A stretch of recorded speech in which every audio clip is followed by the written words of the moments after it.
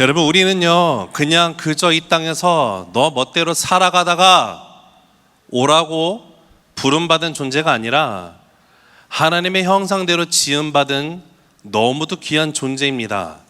그래서 하나님께서는 우리를 너를 내가 보배롭고 존귀롭게 여긴다라고 말씀하시죠.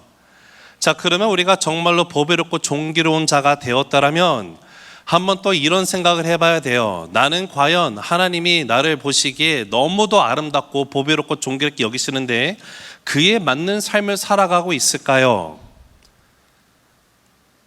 중요한 질문입니다. 제가 이렇게 말씀을 전할 때 특히 이제 청년들이 많으면 이런 또 반응, 리액션을 좀 많이 요구하긴 하는데 한번 이렇게 질문해 볼게요. 아주 진지한 질문인데 옆에 있는 분들에게 이렇게 묻습니다. 시작. 예수 제대로 믿고 계십니까? 한번 물어보실까요? 시작. 여러분 정말 예수 제대로 믿으십니까? 네, 한 3분 계시네요.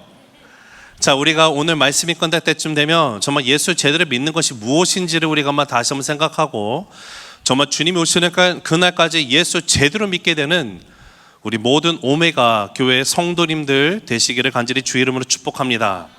우리가 예수 제대로 믿는 것이 무엇인가를 생각을 할 때 이것이 제대로 믿는 것이 이것이다 저것이다 라고 확실하게 대답하기가 어려울 수 있습니다. 그러나 예수를 제대로 믿는 것을 확실히 알 수 있는 길을 분명히 주님은 우리에게 알려주십니다. 그것이 바로 우리 인생 가운데 맺혀지는 열매를 통해서 알 수 있습니다. 제대로 믿으면 분명히 열매가 있습니다. 자, 제가 한번 질문 드릴게요. 사과나무가 사과나무인 줄 알 수 있는 방법이 뭐죠? 할렐루야. 역시 이 대전의 지역은 여러분의 지식이 아주 월등하다고 말하기 좀 부끄럽네요. 네, 당연한 거 가지고. 자, 배 나오면 배가 열리고 오렌지 나오면 오렌지가 열립니다. 그러듯이 제대로 예수를 믿으면 그의 삶에는 반드시 열매가 맺히게 되어 있어요. 믿음의 열매가 맺히게 되어 있습니다. 이 사실을 예수님께서 마태복음 12장에 가서 보면 우리 한번 33절 같이 읽어볼게요. 시작. 나무도 좋고 열매도 좋다 하든지 나무도 좋지 않고 열매도 좋지 않다 하든지 하라.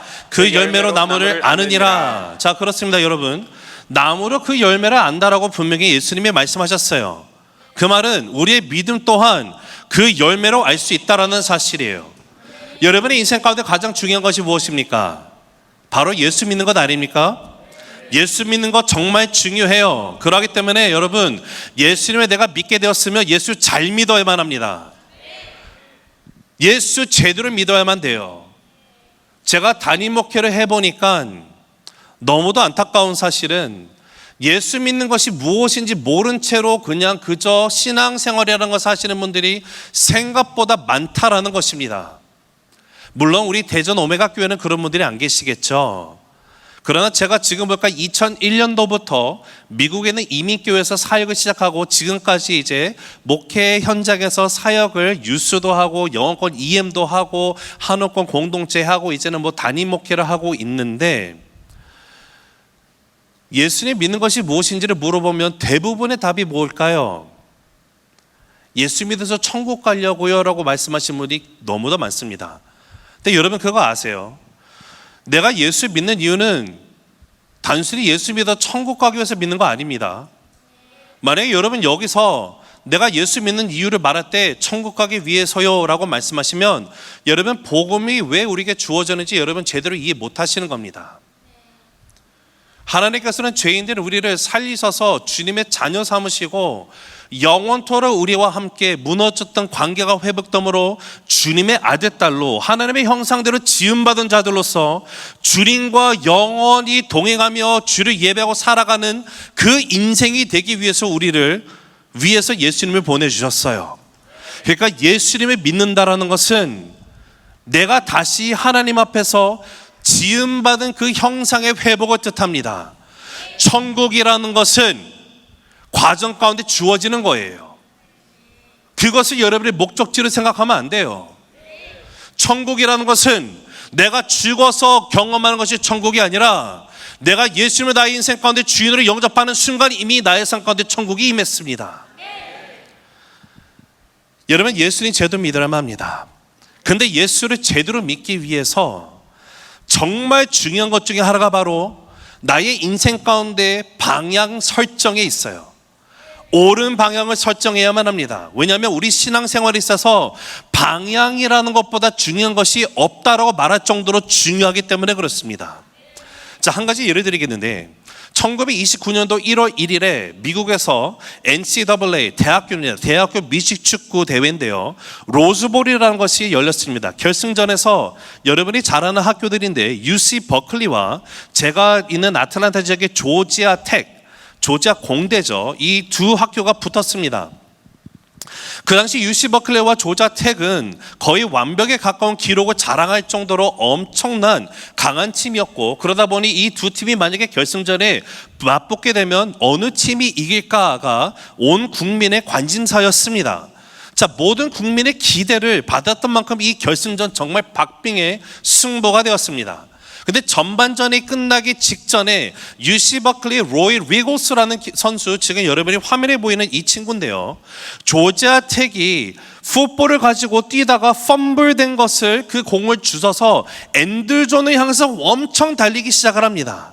자, 그때 어떤 일이 일어났는지 우리 잠시 화면을 통해서 함께 만나보도록 하겠습니다. Blooper for all times. Now about the most famous case of misdirection in the history of football. Wrong way Roy Riegels retrieves a fumble, then rockets 60 yards to the end zone. Roy, great play, wrong way. 네, 제가 보는 화면은 이게 프리즈돼 있어서 혹시 안 나오는데 잘 나왔네요. 여러분이 축구를 아시면, 미식 축구를 알게 되면, 저는 참고로 고등학교 때 풋볼을 했었습니다. 라인백이라는 포지션을 했었는데, 지금 이 로이 리고스라는 선수의 포지션이 센터입니다. 센터는 미식 축구를 보면 공격수가 있을 때 가운데서 공을 잡고 쿼터백이 공을 달라고 하면은 토스해 주고선 바로 앞에 방어진을 막고 나가는 것이 센터 포지션에 있는 사람이에요. 그런데 이 센터 포지션을 맡은 선수가 펌블된 풋볼을 잡고선 터치다운을 할 수 있는 확률은 거의 존재하지 않습니다. 그런데 어찌된 것인지 상대방이 떨어뜨린 공을 이 로이가 주워 들고 기쁜 마음에 뛰기 시작을 했는데, 그 당시 이 친구가 주변 동료들에게 이렇게 말했답니다. Get away from me! This is my touchdown! 야, 저들고 다가! 이건 내 터치다운이야. 터치다운 할 수 있는 이 영광의 심취가 되어서 뛰기 시작을 했는데, 문제가 뭡니까? 상대방의 진영을 향해서 뛰어야 하는 이 친구가 자기 진영의 엔드존으로 뛰기 시작했다는 것이에요. 이 상황을 보면서 모든 관중들이 놀래서 일어나서 이게 무슨 일인지 하고 있는 상황 가운데 팀 동료들이 전력으로 달려와서 로이를 그 끝에 자기 진영에 원야들을 남겨놓고 가까스로 세워 멈추게 됩니다. 근데 이날 경기 때 이 로이가 잘못한 이 플레이로 인해서 조지아 텍이 8대7로 승리를 하게 되었어요. 그리고 이 로이 리고스 선수의 역주행은 오늘까지도 미국 축구 역사상 가장 유명한 역주행 사건으로 기억되고 있습니다. 자, 사랑하는 오메가 성도 여러분, 다시 말씀드립니다. 여쭤봅니다. 여러분은 지금 무엇을 위해 살아가시고 여러분은 어디를 향해서 달려가고 계십니까? 아마 여러분이 지금 이번 한 주의 삶을 보면 그 누구가 뭐라고 할 수 없을 정도로 열심히 달려오셨을 것입니다. 학생들은 열심히 공부합니다. 직장인들 열심히 일을 하죠. 누구보다도 열심히 살아가는 오메가 성도님이 맞을 것입니다. 바쁘고 분주하고 숨가쁘게 살아갑니다. 자, 그러나 여러분 지금 맞는 방향으로 달리고 있다라고 자신 있게 말씀하고 계실 수 있으십니까? 아니면 나도 모르는 사이에 역주행을 하고 있지는 않는지요? 참으로 비극하게도 오늘 본문 말씀 사도행전 9장 1절에서부터 말씀을 다 같이 읽지는 않았지만 오늘 말씀을 통해서 하나씩 읽도록 하겠습니다. 그런데 9장을 보면 또 하나의 아주 유명한 역주행 사건이 소개가 되고 있습니다. 잘못된 방향으로 달리고 있었던 또 한 사람, 그 사람의 이름이 뭐죠? 우리가 너무도 잘 아는 사도 바울인 사울입니다. 그런 사울을 향해서 오늘 예수님이 어떻게 말씀하시는가 봤더니 사울아 사울아 내가 어찌하여 나를 박해하느냐, 그러면서 하시는 말씀이 가시채를 걷어차고 있다라고 말씀하시는 주님을 보게 되는데요, 이 말씀은 바로 하나님께서 그 사울의 인생의 방향이 완전히 틀려있다라는 하나님의 진단서였습니다.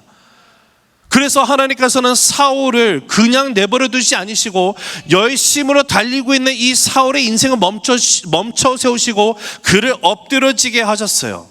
자, 그러면 오늘 이 사울의 역주행 사건을 통해서 오늘 저희가 궁극적으로 제 자신을 포함해서 우리가 생각해야 되는 건 나는 어디를 향해 달리고 있는지, 그리고 그 방향을 재점검할 수 있는 시간이 되기를 간절히 바라면서 여러분과 함께 두 가지를 본문 가운데 나누려고 합니다. 자, 첫째 같이 읽어보실게요. 시작. 잘못된 방향은 열심은 믿음이 아니다. 다시 한번 더요. 시작. 잘못된 방향의 열심은 믿음이 아니다. 자, 우리 1절 2절 읽습니다. 시작.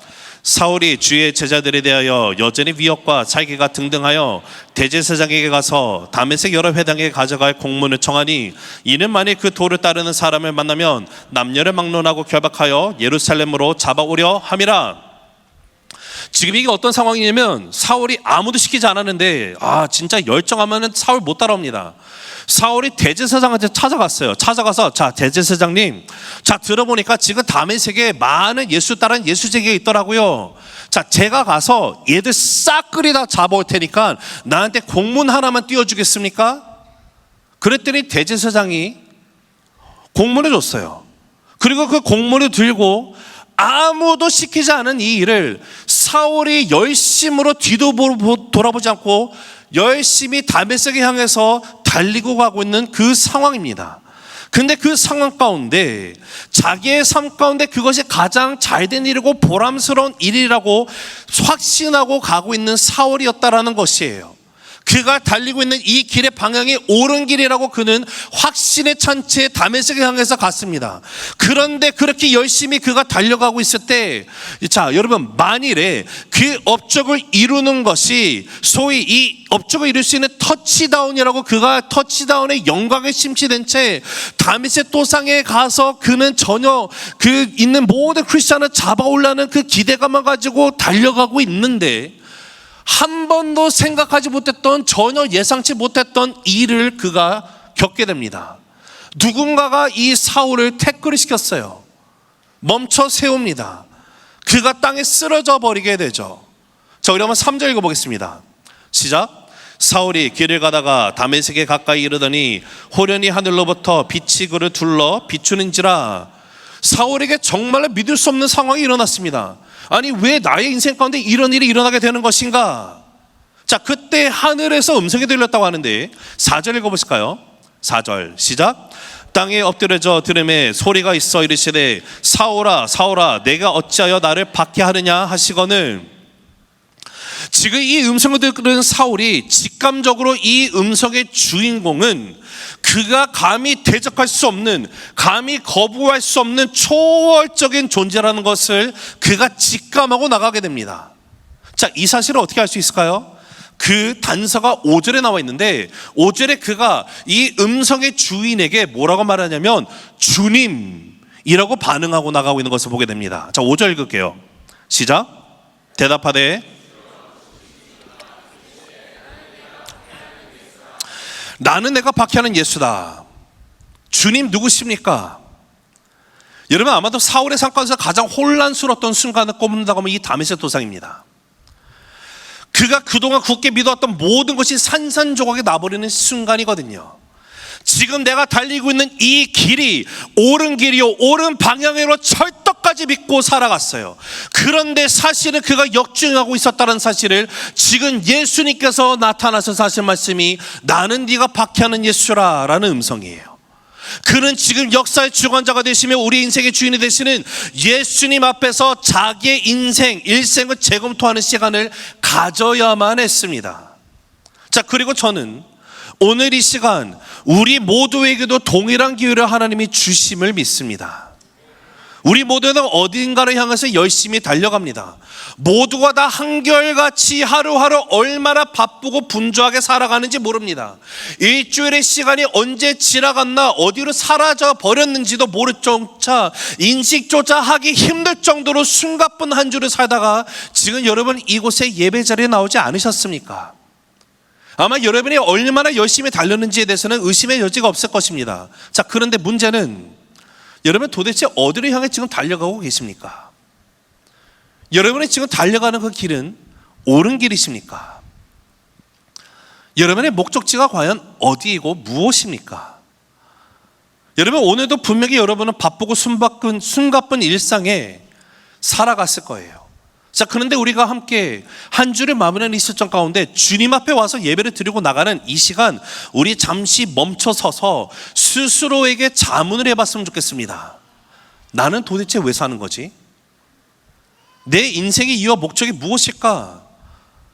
왜 내가 오늘도 이렇게 바쁘게 살아 숨쉬며 달려가고 있을까? 여러분, 이 질문은 우리가 반드시 심각하게 고민해 봐야 되는 인생 가운데 가장 근본적인 질문입니다. 자, 그러하기 때문에 우리 이 질문이 고통스러울 수도 있겠지만 다시 한번 옆에 있는 우리 형제자매들을 바라보면서 이렇게 물어보세요. 당신은 왜 사십니까? 시작. 여러분, 혹시 잘못된 방향으로 달리고 있지는 않으십니까? 여러분의 인생의 이유와 목적이 무엇인지를 생각해 봤으면 좋겠어요. 자, 한번 저와 함께 시간을 잠시 되돌려서 여러분의 고등학교 시절로 돌아가 보도록 하겠습니다. 여러분이 고등학생이었을 때 여러분의 부모님으로부터 귀에서 피가 나도록 들은 잔소리가 있다면 그것이 무엇이죠? 얘야, 제발 공부 좀 해. 아이, 공부해서 남주냐? 여러분, 이 잔소리 듣지 않으셨어요? 저희 부모님 여기 계시는데 이게 좀 어색하네요. 저희 부모님 앞에서 이런 설교를 하기가. 자, 그런데 여러분, 이 잔소리 우리 지겹도록 들으면서 학창시절 다 지내시지 않으셨습니까? 자, 그러면 질문 들어가요. 도대체 왜 우리는 공부를 그렇게 중요하게 생각하고 공부를 합니까?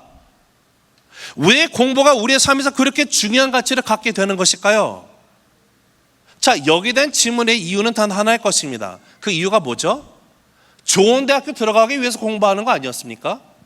자, 그러면 좋은 대학교에 입학하기 위해서 우리가 그토록 공부를 강조하고 나가는 부모님이었고, 지금 자녀를 둔 부모가 되면 동일하게 애들에게 공부의 중요성을 강조하고 있는 우리들의 모습일지도 모르겠습니다. 자, 근데 우리가 고등학교를 다 지나고 이제 우리가 다 한번 한국의 스카이, 서울대, 연대, 고대를 다 합격했다고 여기는 이제 카이스트가 있군요. 카이스트에 자, 우리 한번 미국으로 가봅시다. 여러분이 미국에 있는 아이비리그에 철떡하고 딱 붙었다고 한번 생각해 볼게요. 가정해 보겠습니다. 자, 그러면 여러분이 대학교에 가서도 여전히 열심히 공부를 하셨죠? 아니에요? 미국은 열심히 공부하려면 대학교 졸업 못 하거든요. 자, 근데 여러분, 대학교 가서도 열심히 공부한단 말이에요. 그럼 자, 공부를 열심히 하는 이유는 또 어디에 있습니까? 그 이유 또한 한 가지입니다. 좋은 직장을 얻기 위해서 공부를 열심히 해요. 자, 그러면 여러분이 직장을 가졌어요. 아니면 뭐 하나님께서 또 재능을 줘서 개인 사업 하시는 분도 있을겠죠. 근데 직장이든 사업을 시작하든 우리가 다음부터는 또 치열하게 일을 하면서 살아갑니다. 자, 그러면 열심히 일을 하면서 살아가는 이유는 또 어디 있으십니까? 여러분, 우리는 왜, 무엇을 위해서 그토록 열심히 공부하고 그토록 치열하게 일하고 있는 그 이유가 무엇인지를 한번 생각해 봤으면 좋겠습니다. 그런데 우리는 여기에 대한 답이 무엇인지를 생각지도 않은 채 다 남들이 하니까 똑같이 하면서 살아가는데, 이 모든 것은 하나의 목적을 지향하고 있다는 사실을 발견하게 되죠. 그것이 무엇일까요? 내가 이 땅에서 잘 먹고 잘 살아야 하니까. 여러분, 그거 아닙니까? 에이, 목사님, 저는 이런 것과는 전혀 무관한 사람입니다 라고 자신 있게 말할 수 있는, 혹시 손 들어주시겠어요? 할렐루야. 다들 정직하신 분만 계시네요.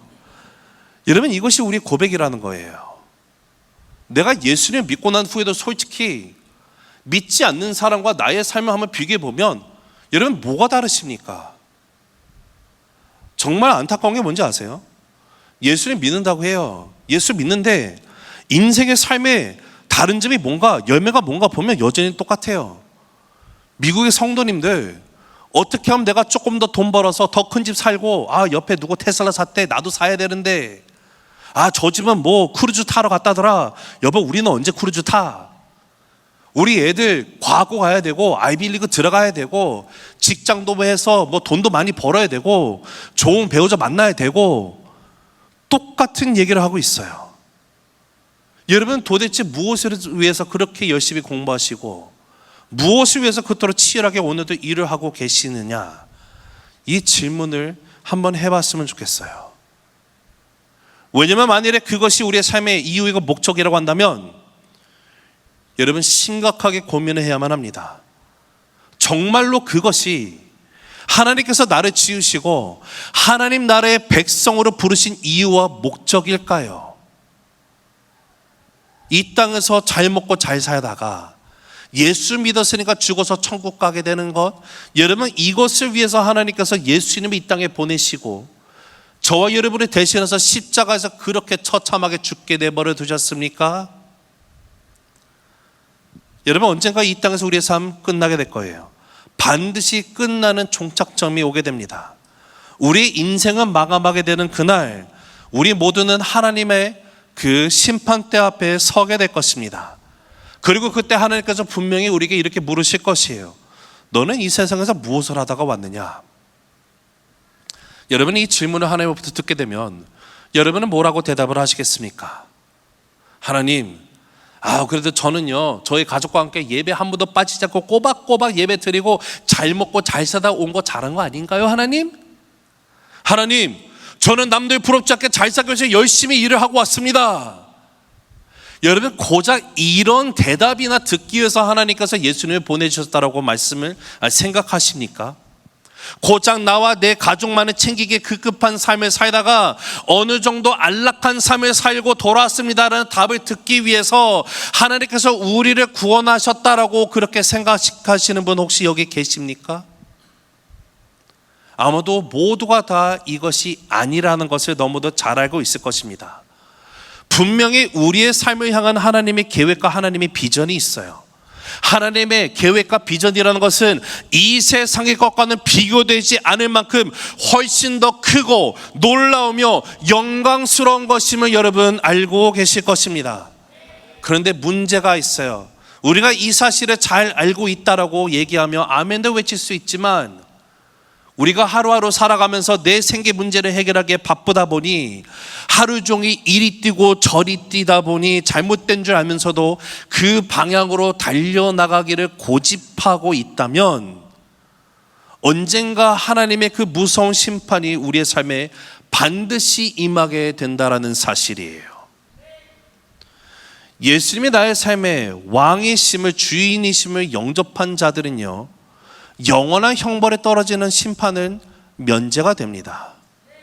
그러나 하나님의 심판대 앞에 섰을 때 분명히 우리 다 어카운팅 해야 돼요. 하나님 아버지의 뜻대로 살아가고 주님 앞에 서게 됐느냐 아니느냐, 그것은 저를 포함한 우리 모두가 분명히 하나님 앞에서 어카운팅을 하게 될 것입니다. 그런데 너무도 감사한 것은요, 그날이 오기 전에 하나님께서 우리의 삶 가운데 우리의 삶을 멈춰 세우시는 순간들이 있다라는 것이에요. 그 무서운 심판이 임하시는 그날이 오기 전에 우리를 멈춰 세우시는 하나님, 그것이 은혜라는 것이에요. 여러분 이 땅까지 우리가 쌓아 올리는 것들, 그 모든 축적된 것들 여러분 다 산산조각 나는 날이 와요. 그러나 그 헛된 것에 내가 모래성을 쌓기 전에 하나님이 만약에 여러분의 인생 가운데 태클을 하시고 멈춰 세우신다면 여러분 그것이 은혜임을 아시기를 간절히 소망합니다. 자, 그런데 왜 하나님께서 우리의 삶 가운데 때로는 심판이라는 것을 허용하실까요? 우리 사랑하셔서 그래요.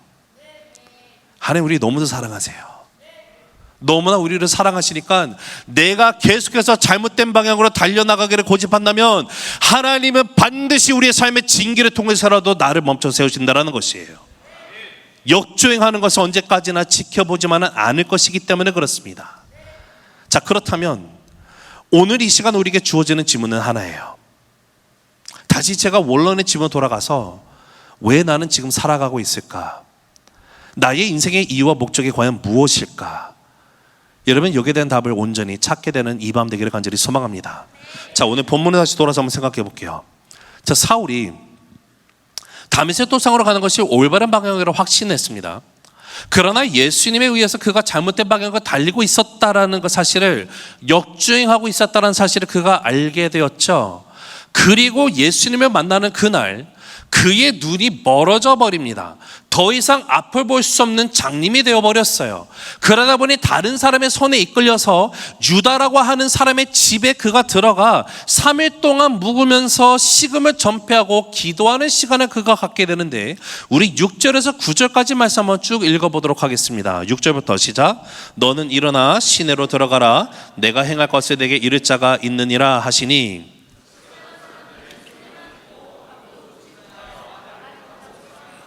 사울이 땅에서 일어나 눈을 떴으나 아무것도 보지 못하고 사람의 손에 이끌려 다메섹으로 들러가서 사흘 동안 보지도 먹지도 마시지도 아니하니라. 여러분, 이 3일의 시간 동안 어떤 일이 사울의 삶 가운데 일어났을까요? 자, 성경에서 구체적으로 3일 동안 이런 일이 있었더라라고 우리에게 자세하게 설명을 안 해주시기 때문에 우리가 정확하게 알 수는 없습니다. 하지만 우리가 한번 추론해 볼 수 있는 것은 다메섹 도상에서 빛으로 오신 예수님께서 그를 만나주시고 3일 동안 예수님께서 왜 그가 그동안 달렸던 길이 잘못된 길이었는지를 가르쳐 주시지 않으셨을까요? 그와 동시에 이제 이후로는 어느 방향으로 달려나가야 되는지를 사울에게 알려주시는 귀중한 3일의 시간이 되었습니다. 여러분, 사울은 우리가 너무도 잘 아는, 훗날 우리가 너무도 존경하는 사도 바울이죠. 그의 히브리식 이름이 사울이고 로마식 이름이 바울이에요. 가끔 가다가 설교하시는 목사님들이 사울이 예수님 믿고 변화되어 바울이 되었네 말하죠. 그거 잘못된 말입니다. 제 한글 이름이 한형근이고요, 제 영어 이름은 제레마야 한입니다. 똑같은 인물인데, 사울이 하나님께서 이방인을 향한 그릇으로 부르시고 그들을 위해서 나가다 보니까 미국 사람들에게 제가 가서 말할 때 예를 들어서 제 이름은 형근입니다, My name is 형근 하면은 발음 못해요. 하영기원, 형근 못하거든요. I'm Jeremiah. Nice to meet you, Jeremiah. 이런 거예요. 자, 그런데 이 사울이 예수님을 만나기 전까지만 해도 자기의 야망을 추구하는 삶을 살아가는 인물이었습니다.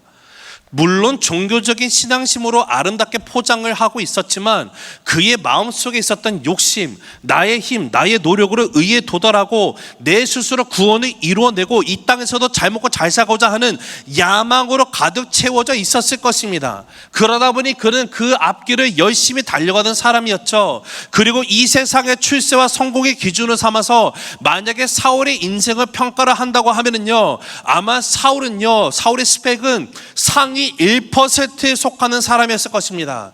최고의 혈통, 배경, 재력, 최고 실력 다 갖추고 있던 사람이었어요. 물론 고전에 보면 사도 바울이 좀 키가 작고 못생겼다라는 거 빼고는 괜찮아요. 뭐 키 작은 거 요즘에 키 높이 신발 신으면 많이 커지더만요. 그거 신으면 되고, 못생긴 거 여러분 수술하면 인생 필 수 있습니다. 자, 그러니까 사도 바울의 인생을 보면 그는 1%에 속하는 사람이었을 거예요. 그리고 그는 실제로 승승장구하는 삶을 살아가고 있었으면서 이 세상에서 정말로 잘 나가는 리더 중에 한 사람이었습니다. 만일에 그가 그 길을 계속해서 달려가기를 고집했다면 아마 그는 정상에 우뚝 서게 되는 날이 왔었을 것입니다. 적어도 하나님의 심판이 임하기 전까지는 말입니다. 그는 이 세상에서 누릴 수 있는 부귀영화를 한 손에 거머쥘 수 있었을 것이고, 그만큼 잘난 인물이 사울이었습니다. 그러나 그 다메섹 도상에서 예수님을 만나게 된 후에 자신의 삶을 그가 돌이키게 됩니다. 그때 그가 생각한 것이 무엇입니까? 내가 옳은 길이라고 생각했던 것이 잘못된 방향이었구나. 자, 그러하다면 내가 열심히 가면 갈수록, 더 멀리 가면 갈수록 나의 인생에는 손해가 되겠구나. 그는 그 순간 그것을 깨닫고 돌이키게 되었어요. 예수님을 온전히 바라보게 되는 사건이 일어나요. 그 후로 예수님과 동행하는 삶을 살게 됩니다. 여러분, 이것이 바울의 인생 가운데 주어진 너무도 큰 은혜예요. 자, 그런데 이렇게 예수님을 만나서 오셔서 그를 멈춰 세우시고 그의 삶가운데 방향이 잘못된 것을 알려주시고 난 후에 예수님께서 더 나가서 그러면 그 사울의 인생 가운데 그의 인생의 진정한 목적과 의미가 무엇인지를 또한 알려주시는 것이 17절에서 19절까지 나와 있습니다. 한번 같이 읽어보실게요. 17절부터 시작. 아나니아가 떠나 그 집에 들어가서 그에게 안수하여 이르되 형제 사울아 주 곧 내가 오는 길에서 나타나셨던 예수께서 나를 보내어 너로 다시 보게 하시고 성령으로 충만하게 하신다 하니 즉시 사울의 눈에서 비늘 같은 것이 벗어져 다시 보게 된지라 일어나 세례를 받고. 하나님께서 아나니아라고 하는 하나님의 사람을 보내서 그를 위해서 기도하게 하셨어요. 그 순간 그가 시력을 다시 되찾게 됐습니다. 자, 그런데 여러분, 이 장면을 단순히 육신의 시력만이 회복된 사건으로 이해해서는 안 됩니다. 사울은 이 순간 자신이 옳다고 믿고 달렸던 모든 방향을 다시 보게 되는 영적인 시야의 회복, 곧 하나님의 은혜를 경험하고 있는 것이에요. 하나님께서 사울을 멈춰 세우신 후에 이제 앞으로 네가 어디로 가야 하는지, 어떤 방향으로 달려가야 하는지를 그에게 보여주기 시작하신 사건이 바로 사울을 만나 주신 예수님의 그 담메색 도상에서 일어났던 일이었어요. 자, 오늘 포인트 두 번째 한번 읽어볼게요. 넘버 2 시작. 은혜가 임하면 방향이 바뀐다. 한 번 더 읽습니다. 시작. 자, 우리 19절 하반절과 20절 읽습니다. 시작. 사울이 다메섹에 있는 제자들과 함께 며칠 있을새 즉시로 각 회당에서 예수가 하나님의 아들이심을 전파하니. 사울이 지금 눈을 뜨자마자 다시 옛사람은 돌아가지 않고 그가 그 인생 가운데 은혜가 임하자마자 그는 자신의 남은 생을 완전히 다른 방향으로 사용하기 시작하는 것을 우리가 보게 됩니다. 오늘 말씀을 보니까 음식을 먹었어요. 원기를 다시 회복했는데 그 원기를 회복한 이유와 목적이 무엇이었습니까? 즉시로 회당으로 뛰어가는 바울을 보게 돼요. 회당으로 들어가서 어떤 일을 했습니까? 예수님이 하나님의 아들이심을 그가 선포합니다. 여러분, 이 장면을 제가 상상을 해봤어요. 사울이 1차, 2차 전도여행을 갈 때마다 그가 제일 먼저 찾아갔던 곳이 어디였을까요? 회당. 왜 회당을 찾아가죠? 거기는 경건한 유대인들이 있거든요. 자, 근데 사울이 분명히 사울이 바리새인으로서 모든 예수 믿는 자들을 결박하는 사람, 막 핍박하는 사람이라는 것은 이미 유명세를 떨치고 있는 상황입니다. 회당에 갔는데 회당에는 분명히 경건한 유대인들이 있었어요. 바리새인들이 있었을 것이고요. 율법자들, 학자들, 대제사장 다 있어요. 그런데 거기서 갑자기 바울이 뜬금없이 그가 핍박하던 예수쟁이들, 예수님이 하나님의 아들이시라는 사실을 지금 그가 선포하기 시작을 해요. 그 장소에서 이 말을 들었던 사람들은 잘못 들었겠지라고 아마 생각하지 않았을까요? 이 사울이 좀 정신이 나갔나? 이런 생각이 들 정도로 너무도 충격적인 발언을 지금 사울이 하기 시작했다는 거예요. 왜 그렇게 됩니까? 예수님을 만나니까 인생이 바뀌는 거예요. 여러분, 예수님 진짜 만나면은요, 우리 인생의 방향이 바뀔 수밖에 없어요. 예수님 진짜 온전히 진짜 잘 믿으면요, 여러분, 나의 인생의 방향은 하나밖에 없어요. 복음 전파하는 삶을 살아가는 거예요. 그의 열심은 이제 자신을 위한 열심이 아니라 오직 하나님의 나라를 위한 열심으로 바뀌게 돼요. 그리고 사도 바울의 평생에 오직 하나님 나라만을 추구하며 하나님 나라를 확장하는 삶으로 그가 살아갔다라는 사실을 우리가 알게 됩니다. 여러분, 사도 바울이 뛰어나서 이런 삶을 살아갔다는 것이 아니에요. 사도 바울이 좀 특출나서 그만이 할 수 있던 것이 아니에요. 예수님 진짜 믿으면 우리도 그렇게 살아가요. 그러니까 예수님 진짜 믿고 계십니까? 저는 제 자신에게도 이 질문을 매번 던져봐요. 형근아, 너 진짜 예수 믿니? 너 오늘 하루 살아가면서 예수 진짜 믿고 있니? 여러분, 지금 15절 16절을 보면 아나니아가 사울에게 가는 것을 꺼려하고 있는 그를 향해서 하나님께서 사울의 인생을 향한 하나님의 뜻과 계획이 있으면 아나니아에게 말씀해 주시는 것이 나오는데, 자, 여러분 15절 16절 있습니다. 시작. 주께서 이르시되 가라, 이 사람은 내 이름을 이방인과 임금들과 이스라엘 자손들에게 전하기 위하여 택한 나의 그릇이라. 그가 내 이름을 위하여 얼마나 고난을 받아야 할 것을 내가 그에게 보이리라 하시니. 이것이 하나님께서 사울의 삶에 주신 사명, 소명입니다. 근데 사울에게 주신 사명과 소명이 무엇입니까? 우리가 보면 그가 이방인들을 위한 그릇이구나 라고만 생각하죠. 근데 여러분 16절에 보니까 사울이 내 이름 위해서 얼마나 고난을 받아야 할 것을 내가 보여줄 거야. 여러분, 예수님 진짜 믿는다는 삶은요, 고난이 따르지 않는 삶을 뜻하지 않아요. 여러분, 예수님 믿으면서 고난 얻기 원하십니까? 그거 잘못 믿으시는 거예요. 예수님도 분명히 말씀하실 때, 야, 너 네 십자가 짊어지고 나 따라와. Count your cost. Carry your own cross. Follow me. Don't be surprised if you're being hated by the world, for I've been hated. 세상부터 너희가 핍박받으면 놀래지 마. 나도 핍박받았어. 내가 너를 부르는 길 넓은 길 아니야. 좁은 길이야. 예수님을 진짜 왕으로 모시는 것, 예수님의 제자로 살아가는 것을 뜻해요. 예수님 믿으면 복이 와요? 네, 하나님의 분명히 주시는 복이 있습니다. 그러나 우리는 복을 받기 위해서 예수 믿는 거 아니에요. 나의 죄가 사해지고 하나님의 자녀가 된 사실 자체가 복이에요. 그런데 왜 어찌 아직도 하나님께 이거 주세요 저거 주세요 그렇게 기도만 하십니까? 하나님 입장에서 되게 기분 나쁘실 것 같아요. 복의 근원이신 그분이 내 삶에 계시는데 왜 나는 다른 복을 찾고 있느냐 말입니다. 우리의 삶에도 마찬가지예요. 다시 말씀드려요. 사울만 하나님의 나라를 위해서 부르신 것이 아니라 모든 그리스도인들을 하나님께서는 오직 하나님의 나라를 위해서 살기 위해 우리를 부르셨습니다.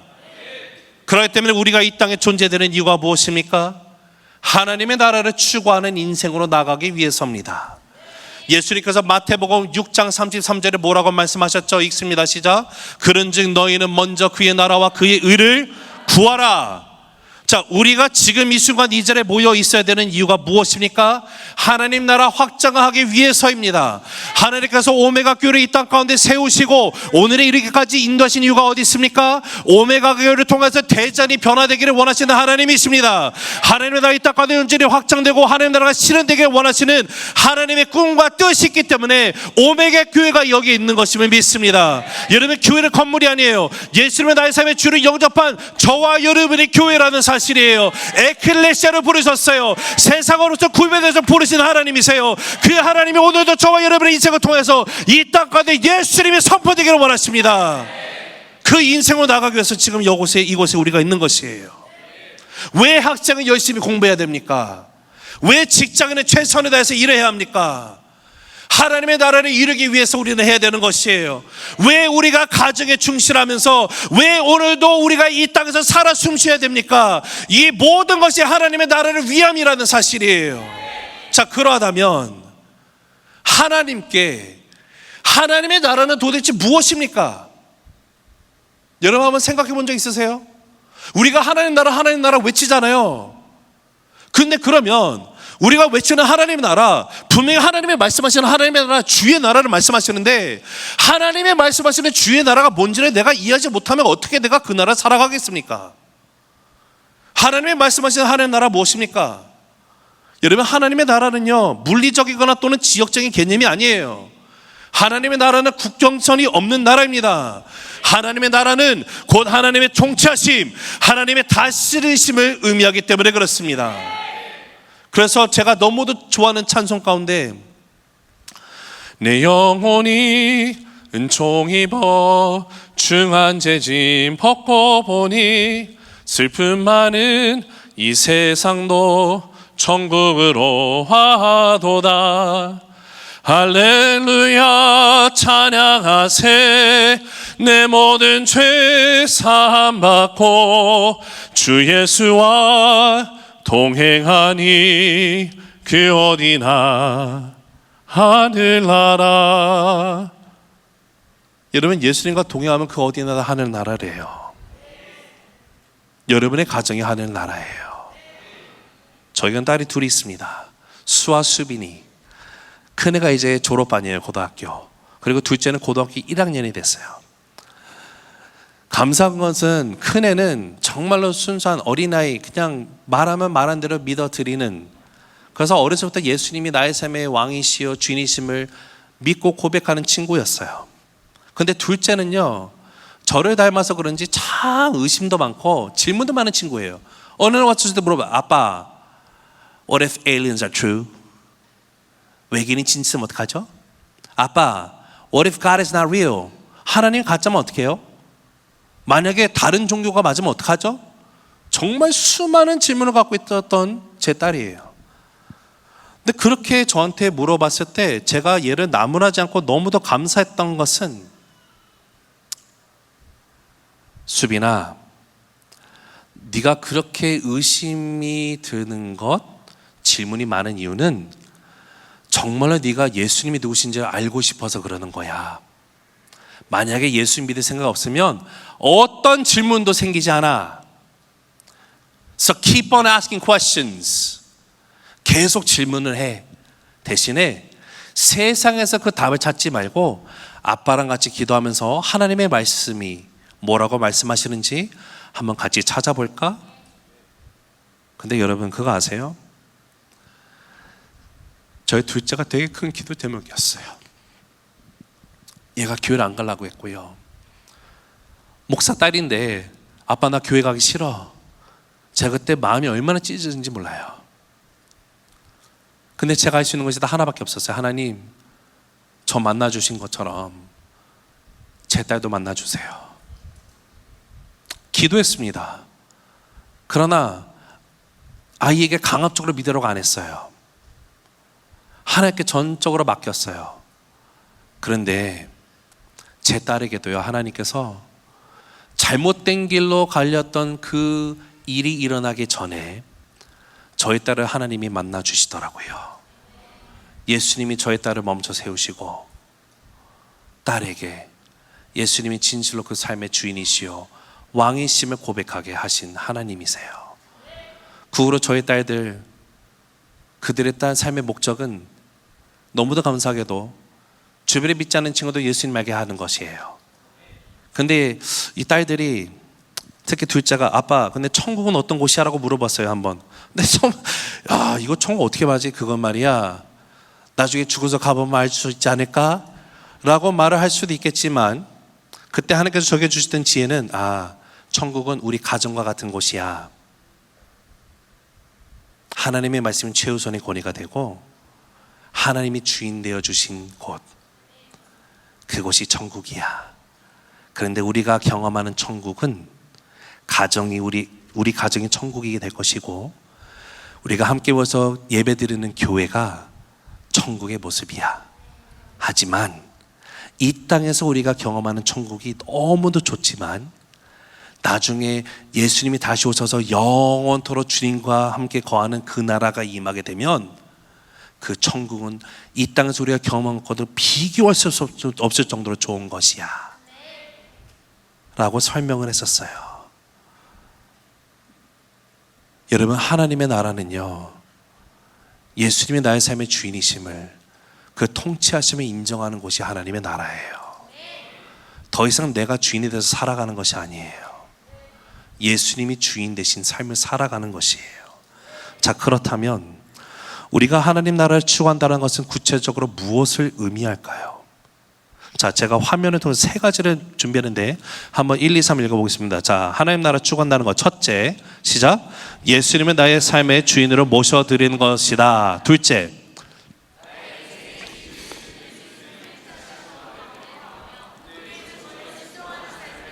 셋째, 그들도 예수님을 인생의 주인으로 모시고 하나님의 통치하신 가운데 살도록 인도해 주는 것을 의미합니다. 이것이 하나님의 나라를 추구하는 인생이에요. 그렇게 우리가 예수님을 주인으로 모시고 하나님의 통치하신 가운데 살아갈 때, 그리고 복음을 땅끝까지 증거할 때 세계 모든 나라, 족속, 민족, 방언 하나님을 알게 될 것이고요, 하나님의 통치하신 가운데 거함으로써 함께 하나님을 예배하게 되지 않겠습니까? 모든 나라와 민족과 족속이 하나님을 예배하는 세상, 그것이 하나님의 꿈이요 하나님의 비전임을 믿으시기 바랍니다. 그것이 바로 이곳에 오메가 교회를 있게 하신 이유이고 하나님의 소명이요 사명이요, 그것이 바로 우리의 삶의 이유이고 삶의 목적이 된다는 사실이에요. 하나님께서 하나님 나라를 분명히 이루십니다. 하나님께서 이루시는 것이에요. 하나님의 뜻과 비전이라는 것은요, 이루어질 수 있고 이루어지지 않는 것이 아니에요. 하나님의 완벽하신 계획 가운데 이미 선포된 주신 것이고, 선포되었다는 것은 이미 이루어진 기정사실이에요. 그래서 예수님께서 우리가 말씀해 주시고 가르쳐 주신 기도처럼 하나님의 뜻이 하늘에서 이룬 것처럼 땅에서도 주의 뜻이 일어날지어다. 하나님의 뜻이 하늘에서 이룬 것처럼 나의 인생 가운데 주의 뜻만 일어날지어다. 하나님의 꿈과 비전이 하늘에서 이룬 것처럼 오메가 교회 가운데 주님의 뜻과 비전만 일어나게 될지어다. 이것을 외치고 나갈 수 있는 귀한 성도님 되기를 간절히 주의 이름으로 축복합니다. 그 말은 여러분의 학교가, 여러분의 직장이, 이 교회 지역사회, 여러분의 가정, 그리고 마침내 온 세상에서 주님의 나라, 주님의 의, 그 뜻이 이루어지도록 우리를 지으시고 저와 여러분을 부르셨다라는 사실이에요. 근데 물론 이것을 모르는 분 아마 이 자리에 없으실 겁니다. 여러분, 이론적으로 우리 아는 거 너무 많아요. 길거리 지나가는 교인 아무나 붙들고 한번 물어보세요. 당신의 인생의 목적이 무엇입니까? 라고 물으시면 뭐라고 대답할 거라고 예상하십니까? 모범 답안은 아마 이런 것이죠. 네, 저는 하나님의 나라와 그의 영광을 위해서 존재합니다. 만약에 이렇게 대답하면 아주 성경적인 모범 답안일 것입니다. 자, 그런데 제가 오늘 여러분에게 다 끝나갑니다. 드리고 싶은 질문, 이런 이론을 알고 있느냐의 문제가 아니라 여러분은 실제로 아는 대로 살아가고 계시느냐 말입니다. 정말로 우리 가정 생활에서 내가 어떻게 하면 나의 삶의 주인이 되시는 예수님의 통치하신 가운데 오늘도 순종하고 살아갈 것인가? 여러분 혹시 고민해 본 적 있으세요? 정말로 심각하게 고민하십니까? 정말로 간절히 기도하십니까? 정말로 혼신의 힘을 다해서 노력하는 삶을 살아가고 계십니까?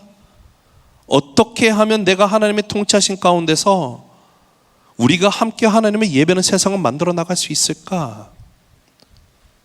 여러분, 저의 고민은요, 어떻게 하면 하나님의 다스리심이 나의 가정 가운데 더 온전히 일어나게 될까? 어떻게 하시면 나의 아내를 내가 예수님처럼 더 사랑할 수 있을까? 어떻게 하면 내 자녀들을 예수님의 제자로 내가 길러낼 수 있을까? 여러분, 저 거짓말 아니에요. 이거 제 고민이에요. 제가 한 번은 너무도 답답해서 기도하다가 어찌할 바를 몰랐어요. 특히 저희 둘째 때문에. 근데 그때 하나님께서 저한테 주셨던 음성은 제 딸을 위한 게 아니라 저를 위한 음성이더라고요. 마치 하나님께서 이렇게 말씀하시더라고요. 형건아, 내일 일을 너무 걱정 안 해? 내가 너한테 원하는 것은 내일이 아니야. 너 오늘 나랑 함께 한번 동행하자. 오늘 나랑 한번 걸어가 볼래? 여러분, 제가 깨닫게 것이 이거예요. 내가 오늘 주님과 동행할 수 있으면요, 나는 내일도 주님과 동행합니다. 근데 오늘 주님과 동행할 생각 안 하면서 내일 찾잖아요. 죽어도 주님과 동행 안 해요. 다르게 말하면 내가 오늘 하나님의 말씀 가운데 붙들려 살아갈 수 있으면요, 나는 내일도 하나님의 말씀 가운데 붙들려 살아가요. 근데 내일 말하잖아요. 나는 죽었다 깨어나도 하나님의 말씀대로 안 살아요. 섬긴도 마찬가지더라고요. 제가 딱 보니까 기도하면서 몇몇 분들 요청하죠. 아, 성도님, 이런 봉사 자리가 있는데 성도님이 같이 섬겨주면 좋겠어요. 둘 중에 하나예요. 아, 목사님, 제가 지금은 안 되는데. 아니면 네, 목사님 순종하겠습니다. 여러분은 순종하십니까? 아니면 지금은 안 되십니까? 지금 안 된다라고 말씀하시는 분들 죄송하지만 내일 안 하십니다.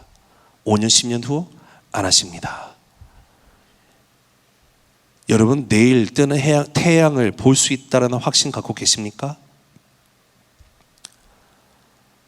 여기 있는 저와 여러분 가운데 내일 뜨는 태양 못 볼 수 있는 분이 있을 수도 있어요. 하나님의 때가 If the time is up, we're all gone. 그래서 내일 일은 내일이 염려하게 하고 우리는 오늘 하루 주님과 동행하는 인생 살아가는 것이에요. 여러분, 이것이 키예요. 내가 일터에 나가서, 직장에 출근해서, 나의 사업터에서 일을 하면서 어떻게 하면 내가 예수님과 살아가고 복음에 합당한 삶을 살아갈 수 있을 건지, 어떻게 하면 내가 예수님의 제자다운 삶을 살아갈 수 있을 것인지, 복음을 전파하고 복음의 능력을 나의 삶으로 드러낼 것인가를 정말로 고민하고 최선을 다해서 노력하면서 살아가게 되는 것. 여러분, 이것이 하나님의 나라를 추구하는 것이에요. 그런데 여러분, 혹시 우리 하나님의 나라를 추구하기는커녕 하나님의 나라 한 번도 생각조차 하지 못한 채 일주일의 시간을 흘려보내고 그 다음 주 시간도 흘려보내고 내가 살아가는 이 세상에서 너무 숨가쁘게 이리 뛰고 저리 뛰면서 생기 문제를 해결하려고 하다 보니 하나님께서 나를 구원하신 본연의 목적은 상실해버린 채 죽에게 전도가 되어서 하나님의 나라 완전히 망각해버리고 오직 먹고 살기 위해서 오늘도 그렇게 애쓰고 있는 것은 아닙니까? 오늘날 크리스찬들의 이런 모습을 너무도 잘 보여주는 영화가 하나 있습니다.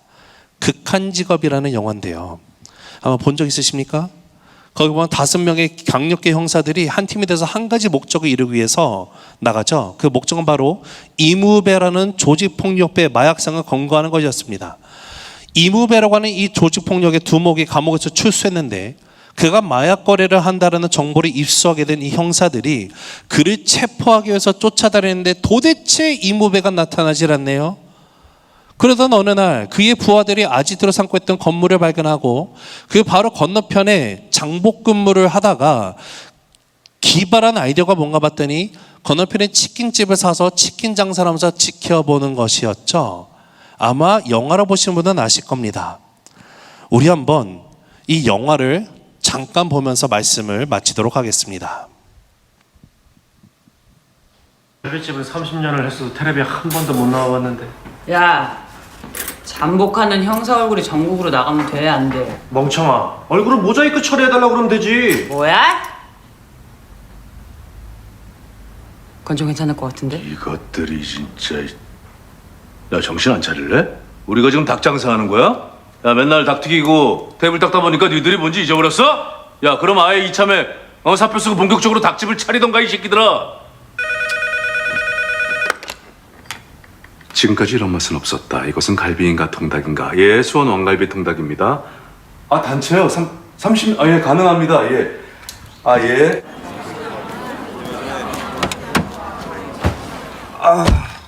치킨 냄새만 맡아도 설사가 나오네. 뭐야?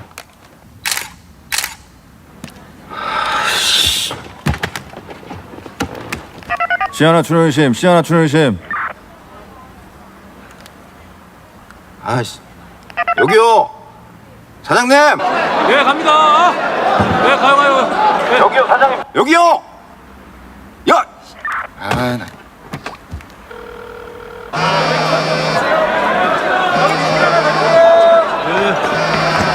이렇게 전화를 안 받아. 아씨.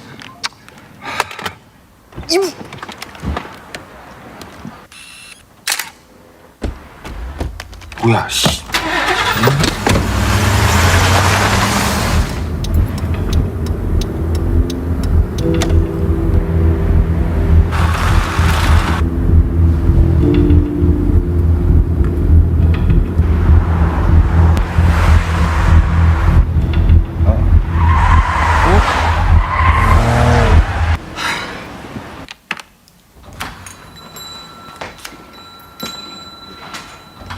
너 어디다 이저기 오더라? 야, 오늘 맥주 딸 사람 없어서 얼마나 힘들었는지 알아?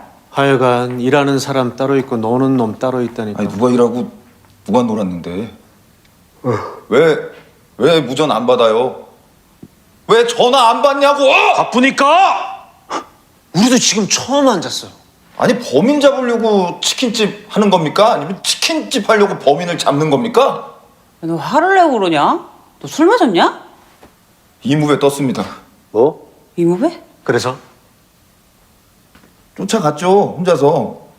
언제 퍼져도 이상하지 않을 똥차를 죽어라 밟고. 근데요, 양갈래 길이 나옵니다. 어느 쪽이 이무배인지, 우회전인지 좌회전인지, 시청 방면인지 분당 방면인지 그 참담하고 막막했던 그 심정을 아세요? 아시냐고요? 양념이냐 후라이드냐네. 야 그래서 뭘 그래서요? 둘 다 놓쳤지? 야 180도 기름에 데이고 카레에 베이고 얼마나 쓰라린 줄 알아? 아파. 지금 현재도 굉장히 쓰라린 상태야. 토막 살인범을 잡아도 모자랄 판에 매일 닭이나 토막 내고 있는 이 참담하고 막막한 심정을 너는 아시냐고요? 하루에 양파 4자루 마늘 5점 파 33단씩 까보셨습니까? 매일이 화생방입니다. 예스! 234만 원. 오늘 하루 매출액이야. 한 테이블당 3만 원이라고만 치자. 과연 내가 오늘 몇 개의 테이블 세팅하고 치웠을 것 같니?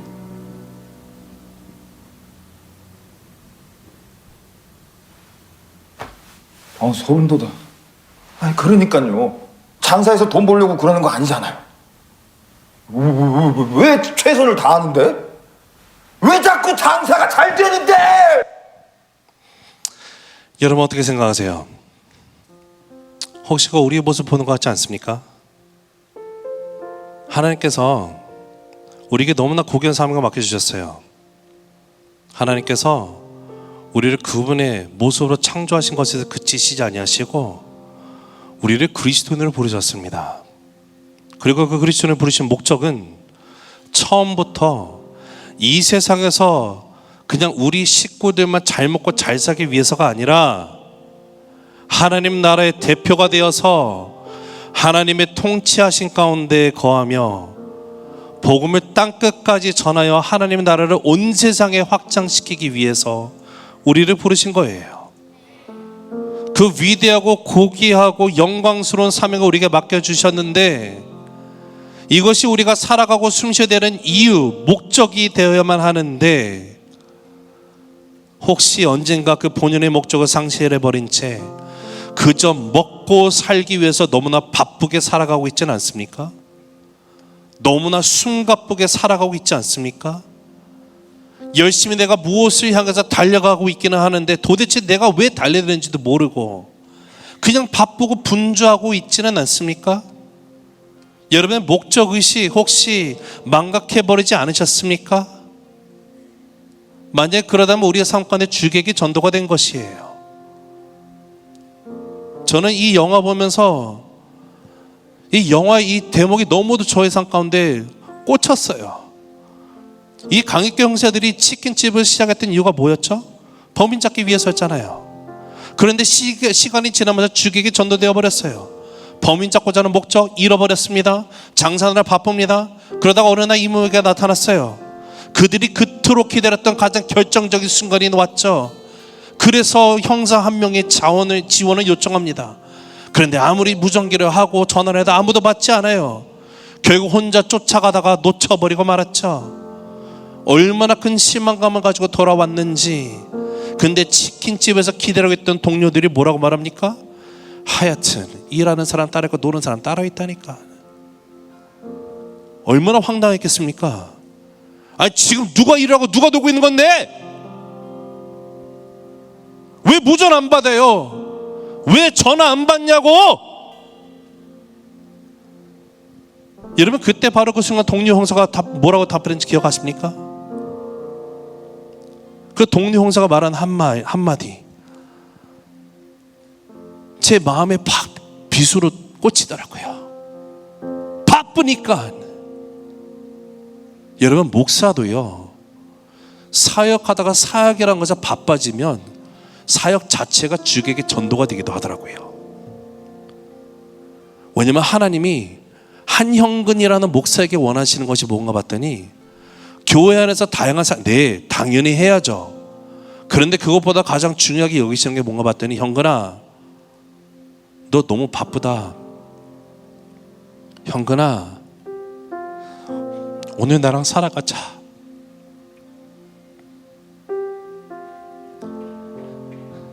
저는 매일 기도해요. 하나님 오늘 내일은 모르겠고요. 하나님 오늘 하루 내가 주님과 살아갔으면 좋겠습니다. 오늘 살아가면 주님께서 내일도 내가 살아가게 하실 것이고 주님이 오시는 그날까지 주님과 살아가기 원합니다.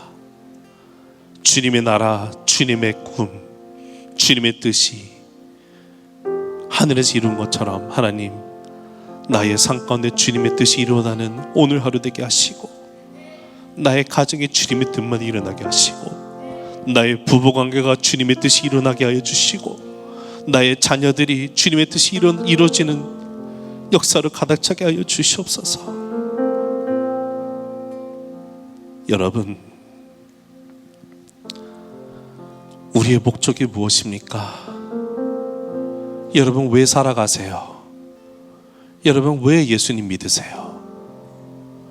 여러분 왜 불타는 금요일이라는 이 불금의 시간에 이곳에 와 계십니까?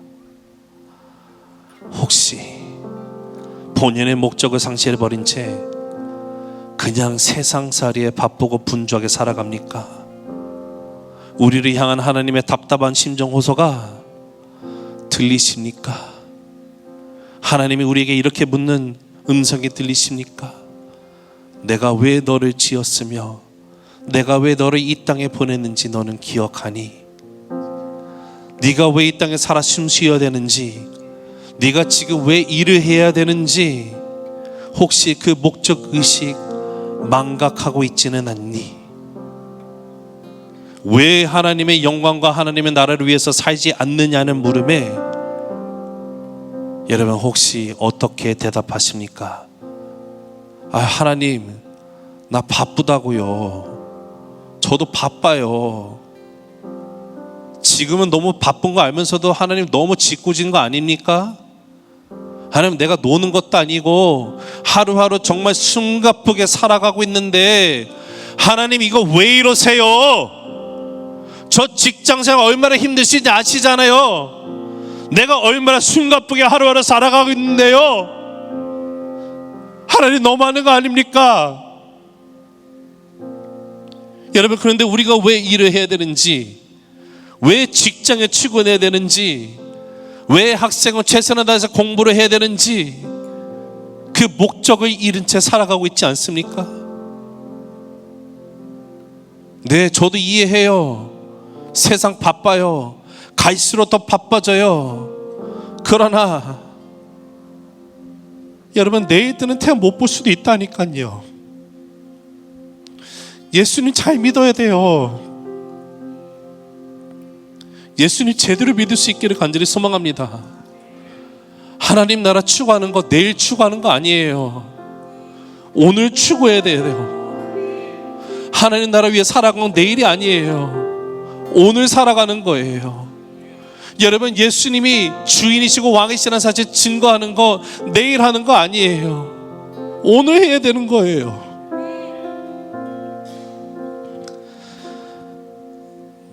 열심히 일하는 거 일의 필요성 성경 부인하지 않아요. 여러분 열심히 일하시기 바랍니다. 우리의 가정의 생계에 책임져야죠. 무한 경제 시대에 살아남기 위해서 치열하게 일을 해야 되죠. 바쁠 수밖에 없어요. 그러나 우리가 절대 잊지 말아야 되는 건, 여러분 처음부터 하나님께서 우리 모두를 하나님 나라를 위해서 지으셨어요. 바쁘고 분주한 삶 가운데서 여러분 하나님 나라를 지향해야 돼요. 나의 분주한 가운데서 하나님 나라를 확장시키기 위해서 여러분 하나님 나라 백성으로 살아가는 것, 여러분 스스로 살아가려면 안 됩니다. 우리는 스스로 살아가기 위해서 지음받고 부름받은 존재가 아니에요. 성령 하나님이 내 안에 내주에 계십니다. 그 성령께서 나에게 필요한 힘을 허락하십니다. 성령이 나를 이끄십니다. 내가 하는 것은 그저 주님 손 붙들고 그냥 걸어가면 되는 거예요. 오늘 말씀 정리하면서 마지막으로 다시 한번 여러분에게 동일한 질문을 던집니다. 여러분 왜 사십니까? 우리가 이 땅에 살아 숨쉬어야 되는 이유가 무엇이라고 생각하십니까? 그저 나 혼자 잘 먹고 잘 살기 위해 살고 계십니까? 여러분, 하나님 처음부터 우리를 하나님 나라 위해서 부르셨어요. 그 예수님, 나를 죽음 가운데 살리신 이유, 내가 주의 나라의 백성으로서, 주의 나라를 살아가는 백성으로서 나의 삶의 왕좌를 내가 붙들고 있는 것이 아니라 예수님 앞에 내어드리게 되는 인생이 되는 것, 온전히 그리스도의 제자가 되어서 제자의 길을 걸어갈 때 비로소 우리는 하나님의 나라만을 추구하며 살아갈 수 있게 되는 것, 바로 그 목적을 위해서 하나님께서 우리를 지으셨으며 우리를 부르셨습니다. 이것이 바로 우리가 오늘 살아 숨쉬어야 되는 이유가 되며 목적이 됩니다. 그 예수님, 오늘도 저와 여러분을 초청하십니다. 예수님께서 말씀하신 그 제자의 길을 여러분 함께 걸어가지 아니하시겠습니까? 우리 지금 함께 이 찬양을 드리면서 들은 말씀 생각하며 이 찬양을 부를 때 이 찬양의 가사가 우리의 온전한 고백이 되기를 원합니다.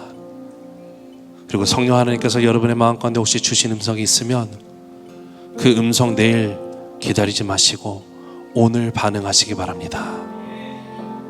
우리 함께 찬양하실까요? 이 세상을 살아가는 동안에, 이 세상을 살아가는 동안에 나의 힘을 의지할 수 없으니, 힘을 의지할 수 없으니 기도하고 낙심하지 말 것은, 기도하고 낙심하지 말 것은 주께서 참 소망이 되시. 이 세상을 살아가는 동안에, 이 세상을 살아가는 동안에 나의 힘을 의지할 수 없으니, 의지할 수 없. 기도하고 낙심하지 말 것은, 기도하고 낙심하지 말 것은 주께서 참 소망이 되시. 하나님의 꿈이 나의 비전이 되기 원합니다. 하나님의 꿈이 나의 비전이 되고, 예수님의 성품이 나의 인격이 되고, 성령님의 권능이 나의 능력이 되길 원하고 바라고 기도합니다. 주의 길을 걸어가는 동안에, 주의 길을 세상 의지할 것, 세상에 것 의지할 수 없으니, 감사하고 낙심하지 말 것은 주께서 참 기쁨이 되시밀. 하나님의 꿈이 나의 비전이 되길 원합니다. 꿈이 나의 비전이 되고, 예수님의 성품이 나의 인격이 되길 원합니다. 나의 인격이 돼. 성령님의 권능이, 성령님의 권능이 나의 능력이 되길 원하고 바라고, 하나님의 꿈이 나의 비전이 되고, 하나님의 꿈이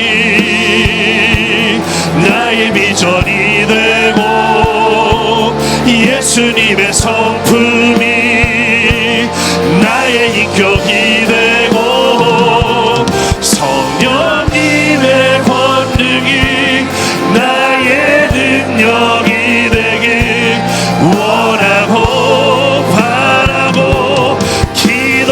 하나님의 꿈이 나의 비전이 되고, 하나님의 꿈이 나의 비전이 되고, 예수님의 성품이 나의 비전이 되고, 성령님의 권능이 나의 능력이 되길 원하고 바라고 기도하. 우리 이 시간 함께 기도하면서 나갔으면 좋겠습니다. 하나님, 그렇습니다. 나의 삶의 목적은 나의 가정, 직장, 사업체, 일터, 학업, 이 모든 것은 하나님의 나라를 위한 도구로서 나에게 허락하신 것임을 주님 깨닫게 하시는 감사합니다. 하나님, 내가 어디 있든지 하나님의 통치가 이루어지는 삶을 살게 하여 주시옵소서. 우리 주여 한번 크게 외치시고 좀 간절히 기도하면서 나갑니다. 주여! 하나님 하나님 아버지 감사합니다. 주님 시간 기도하고 나갈 때 하나님 나의 인생의 어제 삶의 목적이 주님의 나라를 위한 주님의 통치가 이루어지는 삶을 살아가는 것임을 주여 다시 한번 기도하고 나가오니 하나님 나의 가정이 나의 직장이 나의 사업체가 나의